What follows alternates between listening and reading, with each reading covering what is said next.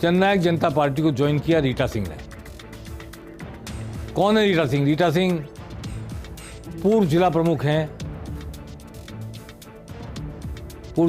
कांग्रेस से बनी हुई, सीकर की।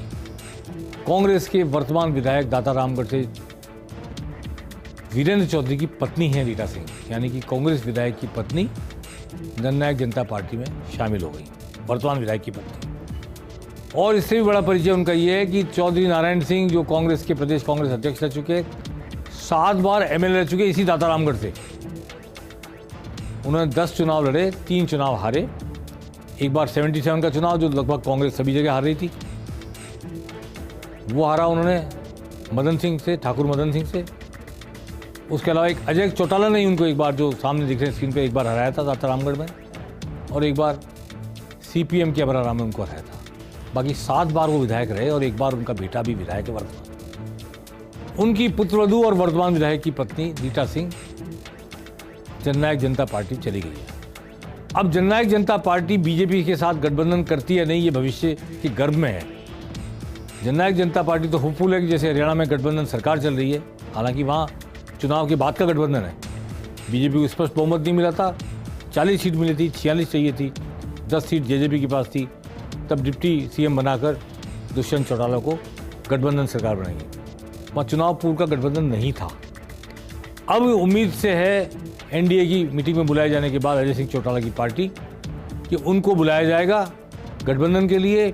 और राजस्थान की कुछ ऐसी सीटें उन्होंने चिन्हित की है जहां भाजपा 3 बार से लगातार हारी है, 3 से ज़्यादा बार से लगातार हारी है। उन सीटों पर मोर्चा लेने की तैयारी कर रही है जननायक जनता पार्टी। दाता रामगढ़ भी उनमें से एक सीट है। क्या अगले चुनाव में कांग्रेस के वीरेंद्र सिंह चौधरी दोबारा चुनाव लड़ेंगे? इसकी पूरी संभावना है। और उनके सामने क्या जेजेपी की ओर से उनकी पत्नी मैदान में उतरेंगी रीटा सिंह जेजेपी की तरफ से? और क्या गठबंधन होगा बीजेपी जेजेपी का और बीजेपी जेजेपी की संयुक्त उम्मीदवार होंगी रीटा सिंह? यह सवाल अब चर्चा का विषय बन चुका है दाता रामगढ़ के क्षेत्र में, जहां से पिछले 11 चुनाव में एक बार भी बीजेपी नहीं जीती है। चलिए अब इसके साथ ही हम इस विषय पे भी चर्चा करना चाहते हैं कि वसुंधरा राजे को लेकर जो बात हुई थी कि वो जयपुर आई थी 4 घंटे के लिए और चली गई थी। उसके बाद कोई खबर नहीं लगी उनके किसी से बात हुई है नहीं हुई है, पार्टी के नेता उनसे कोई बातचीत कर रहे हैं नहीं कर रहे हैं। ऐसी खबर उड़ते उड़ते आई है कल शायद उन्हें पार्टी के किसी बड़े नेता से मिलकर कुछ जानकारी प्राप्त हो सकती है उनके भविष्य के बारे में। उनका किस तरह उपयोग किया जाएगा, इस पर बात आज चुनाव समिति की चर्चा में भी आ सकती है और कल उन्हें कुछ कम्युनिकेट किया भी जा सकता है, किया जाएगा, मैं जरूर नहीं कह रहा। इसलिए वो दिल्ली में हैं, शायद कल कोर कमेटी की बैठक में नहीं आएंगी।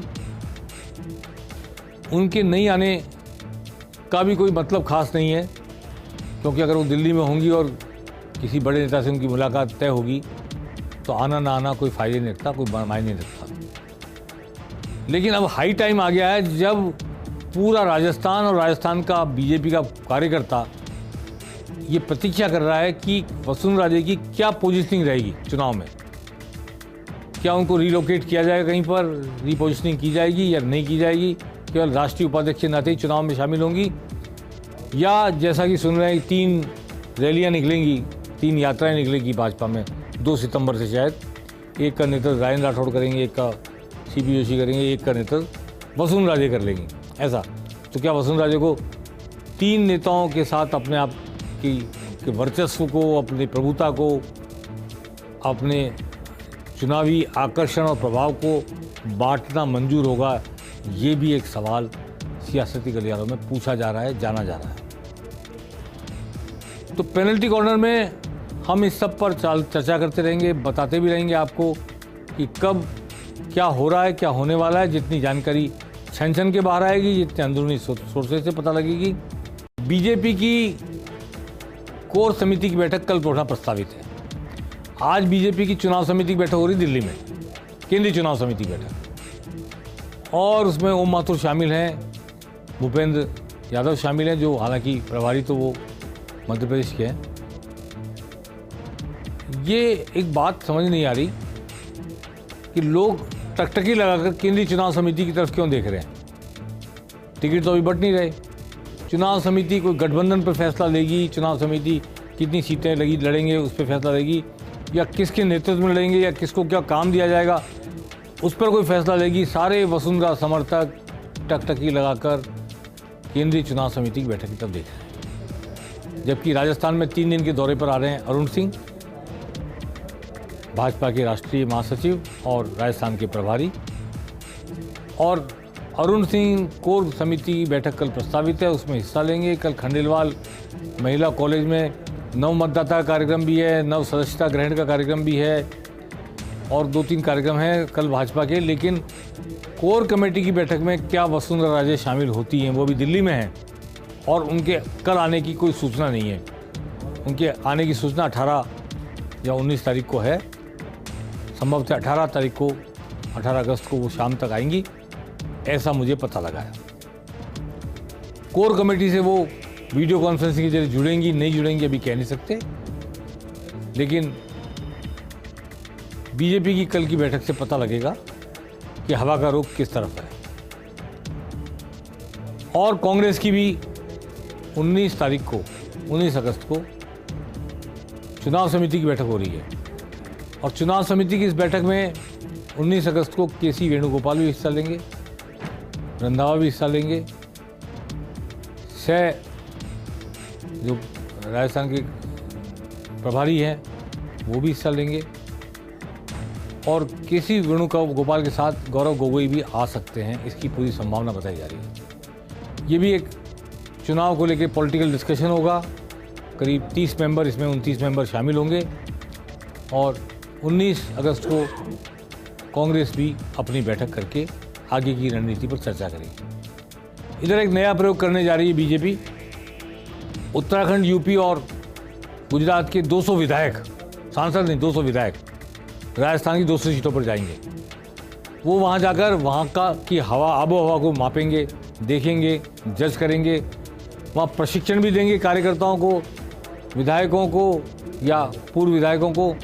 साथ में एक गोपनीय रिपोर्ट भी वहाँ से तैयार करेंगे। क्षेत्र में वर्तमान विधायक की क्या स्थिति है, जो हार गया था पिछली बार उसकी क्या स्थिति है और क्या नया किया जाना चाहिए, क्या नए मुद्दे, क्या नए लोग, इस पर एक गोपनीय रिपोर्ट 200 के 200 विधानसभा क्षेत्रों की आला कमान को सौंपी जाएगी।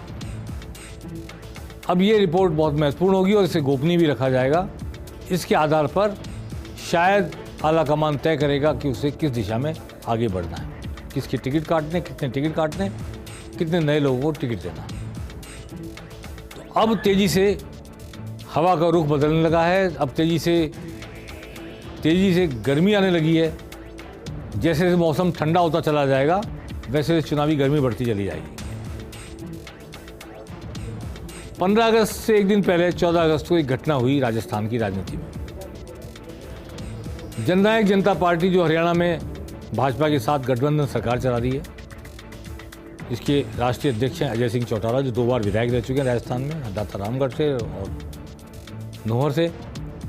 वो जयपुर आए थे, उन्होंने प्रेस कॉन्फ्रेंस की थी। दिग्विजय चौटाला, जो उनके छोटे बेटे हैं, राजस्थान संभालेंगे, वो भी जयपुर में हैं।